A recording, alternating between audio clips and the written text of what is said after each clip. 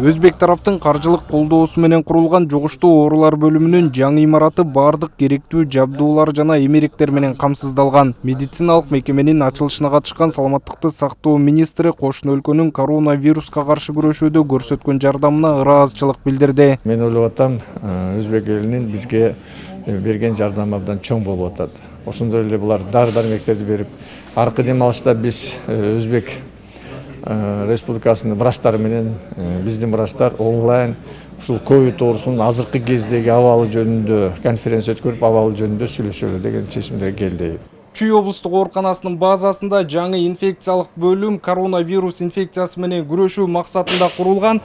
Bir айга жетпеген убакыт аралыгында жеңил конструкцияларды колдонуу менен курулган имарат бардык керектүү медициналык жабдыктар менен камсыз болгон. Эгерде коронавируска чалдыккандардын саны кескин түрдө көбөйө турган болсо, аталган жай кызыл зона катары бейтаптарды күнү түнү кабыл алууга толугу менен даяр. Азыр бүгүн эртең ача коюштун кажети жок, но бул как резервный койка болуп турат.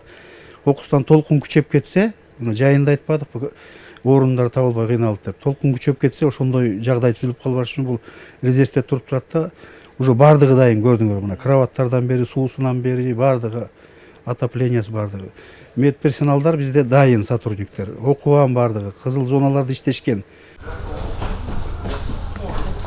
Бүгүн Чүй облусунда коронавирус чуктурган жаңы 42 учур катталды. Бейтаптарды кабыл алуу үчүн стационарлардагы орундардын жарымы бош. Бул болсо облуста эпидемиологиялык кырдаал кыйла туруктуу экендигинен кабар берет. Ошентсе да даярдыктар өз нугунда жүрүүдө. Ал эми жаңы имарат калк саламаттыгына кам көрүүгө өбөлгө түшөт. Азыр 50% койка бош турат. Дагы андан тышкары дагы резервный 144 койкабыз бар.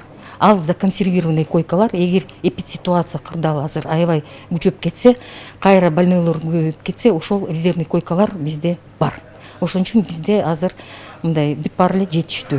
Айта кетсек, эки өлкө жетекчилиги ортосундагы макулдашуулардын алкагында өзбек тараптан буга чейин да гуманитардык жардам көрсөтүлгөн. Ошондой эле бир апта мурун Баткен облусунун Кадамжай районунда дал ушундай жеңил курулмалар менен 200 орундуу оорукана курулган. Автандил Бактыбеков, Бексултан Мурадилов, СТВ.